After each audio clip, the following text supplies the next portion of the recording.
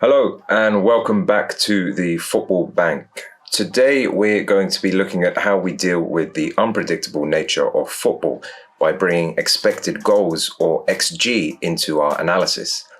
This will form the basis for a number of videos on predicting the number of goals scored in a game, which a number of my subscribers have asked for.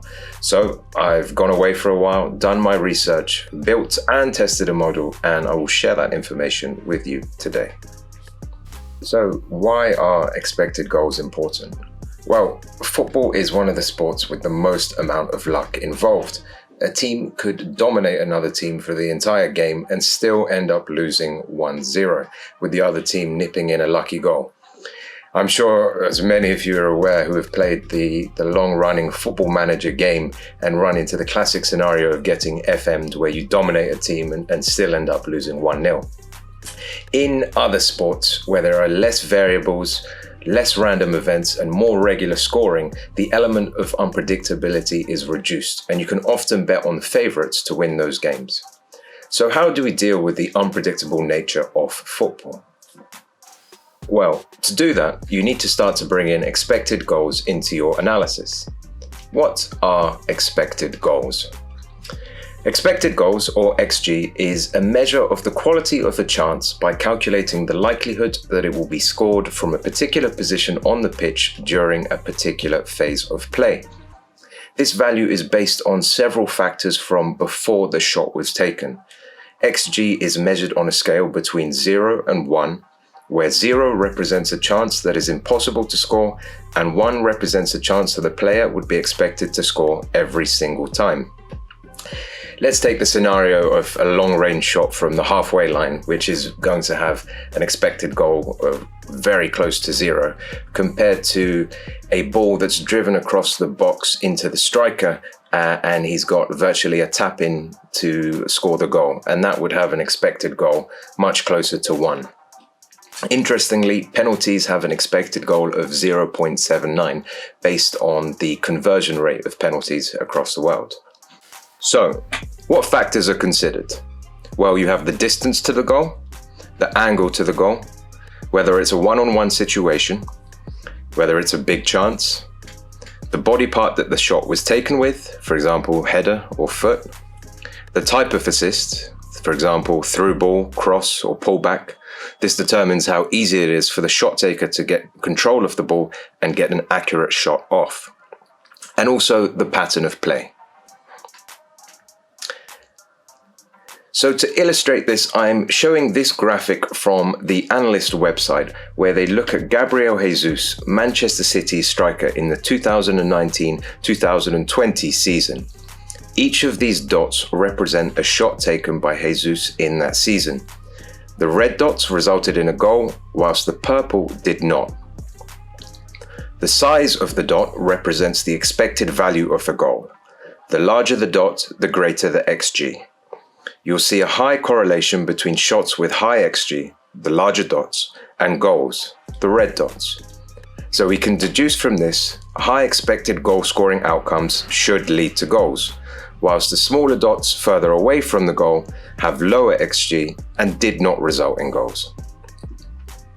When we compare Jesus' XG of 17.7 for that season to his actual goals scored of 14, you'll see he actually underperformed in his finishing statistic with the chances he was given. He was expected to score more goals.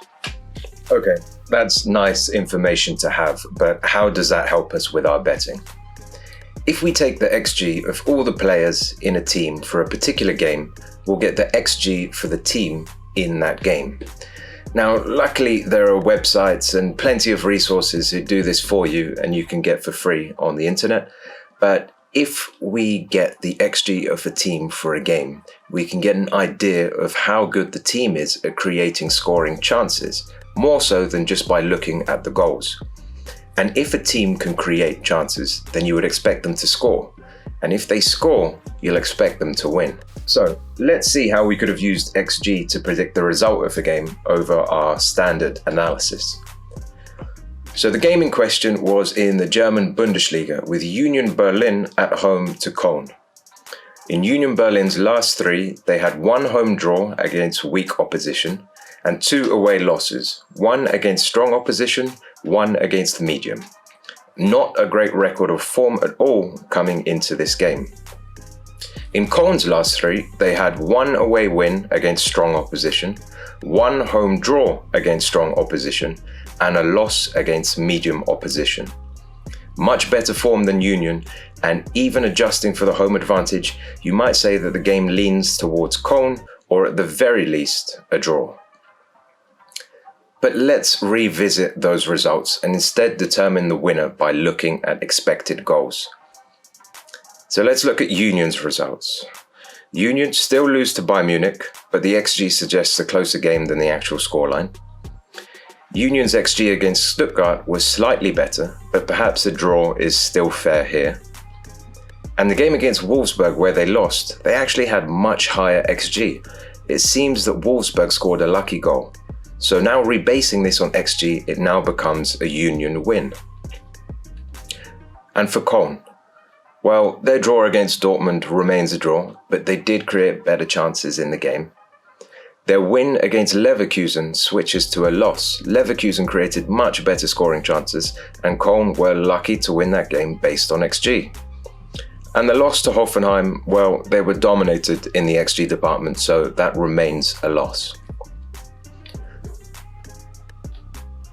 So now let's compare again.